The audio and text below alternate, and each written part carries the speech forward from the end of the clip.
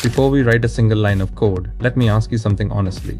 Have you ever installed a Python package and later realized Python already had a built-in solution? And if you think built-ins are basic or limited, that belief is exactly what this video is about to break. Today, we're going to explore powerful Python modules that ship with Python itself, modules that are fast, reliable, production-ready, and ignored by most developers. And we'll live code everything so you can see why these modules matter. Hey everyone, welcome to BinaryBros Tech.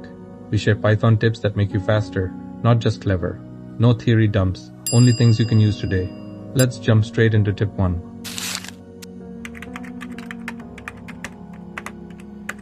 Python comes with something called the standard library. This is not a small toolbox. It's a massive collection of modules that are installed the moment Python is installed. No pip installs, no version conflicts, no dependency management. These modules are written and maintained by Python's core developers, which means they're stable and safe for real-world use. Most developers ignore this and jump straight to external libraries. Not because they need them, but because they don't know what Python already gives them.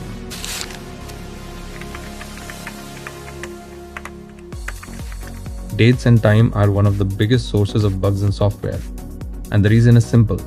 Developers treat time as strings. When you do that, Python loses all meaning. Python doesn't know that 2026-01-13 is a date. To Python, that's just text. That's where the datetime module changes everything. Datetime doesn't give you formatted strings. It gives you real date and time objects. And this difference is massive. Here's the key idea I want you to remember. Python understands what a second is. Python understands what a day is. Python understands calendars. That means you don't calculate time. Python does. Notice this output. This object knows the year, month, day, hour, minute, and second. And because it's a real object, we can reason about time instead of manipulating text. Now let's do something dangerous. Add one day. This line reads like English. Tomorrow equals now plus 1 day. No edge cases, no month calculations, no leap year bugs. Python handles all of that for you. So here's a question for you. If this is built in, why would you ever write date logic manually?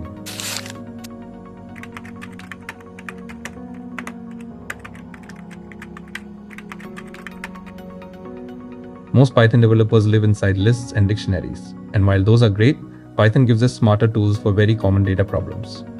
The collections module exists to remove boilerplate and eliminate entire classes of bugs. Let's start with counter. One line replaces loops, conditionals, and manual counting. It's readable, it's expressive, and it's hard to mess up.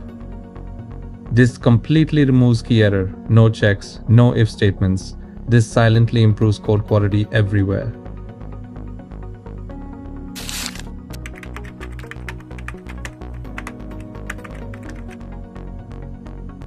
Most performance problems in Python don't come from slow machines. They come from bad loops, nested loops, temporary lists, unnecessary memory usage. And this is where itertools quietly changes everything.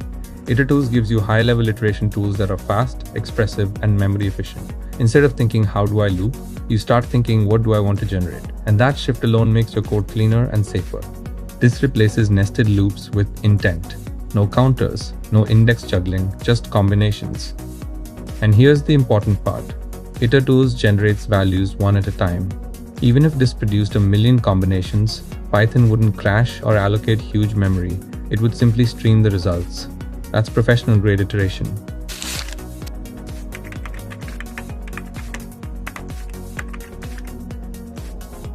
When developers think about optimization, they think rewriting logic or using complex tools. But most performance wins come from one simple idea: don't repeat work. Before we use functools, let's first look at what repeating work actually looks like using example of Fibonacci. This function is correct, but it is incredibly inefficient. The same values are recalculated again and again and again. To compute Fib40, this function runs millions of calls. That is not slow Python. That is wasted work. Now let's look at the functool-based implementation of the same Fibonacci example. So what changed? The logic didn't change. The algorithm didn't change. Only one thing changed: Python now remembers previous results. The first time a value is calculated, it's stored. The next time, it's returned instantly. This is called memoization. This single decorator turns an exponential time function into something that runs almost instantly. This is incredibly powerful for recursive functions, database lookups, API calls, expensive calculations, and notice something important. The code stayed readable. That's the best kind of optimization.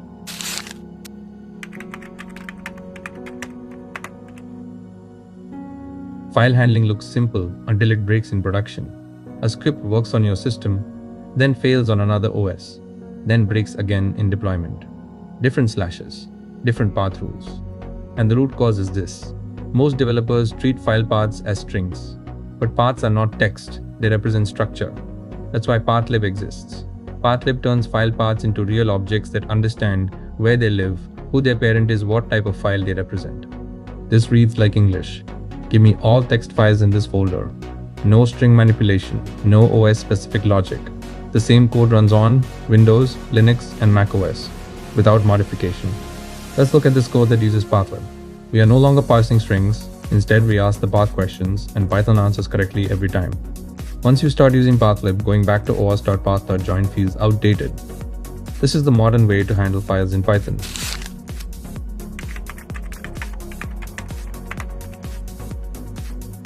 Not every problem needs pandas or numpy. Sometimes you don't need a data science stack, you just need answers. And Python already gives you that with statistics. Let's break this down line by line. We start with a simple list of numbers. This could be response times, scores, prices, or daily metrics. When we call mean, Python gives us the average value. Next, median gives us the middle value. If one value suddenly spikes, the mean gets distorted, but the median stays stable. That's why median is often more trustworthy when you're working with real-world data. Then we calculate standard deviation. Just tells us how consistent the data really is. So with just 3 lines of code, we've answered 3 critical questions. What's normal? What's typical? And how much variation exists? This is perfect for quick scripts, backend validations, log analysis, and interviews. No setup. No heavy dependencies. Just answers. Now let's look at something more realistic. These numbers represent system latency in milliseconds. Most of the values are clustered together, but one value jumps out. The average still looks reasonable, but the standard deviation tells a different story. A high deviation means the system isn't behaving consistently. That single spike could be a slow database query, a network timeout, a cold start, or a resource bottleneck. By checking this one value, we can automatically flag abnormal behavior. And notice something important. We didn't use pandas, we didn't use numpy, we didn't install anything. This kind of lightweight analytics is perfect for monitoring scripts, backend health checks, CI validations, or debugging production issues. This is useful in real world. Lightweight analytics directly from the Python standard library. If you want to truly level up as a Python developer, mastering the standard library is non-negotiable. It makes your code cleaner, faster, and easier to maintain. Most developers rush to install libraries. Great developers first ask, does Python already do this? If this video helped you, comment standard library below. Subscribe to BinaryBros Tech, where we help you code smarter, not harder.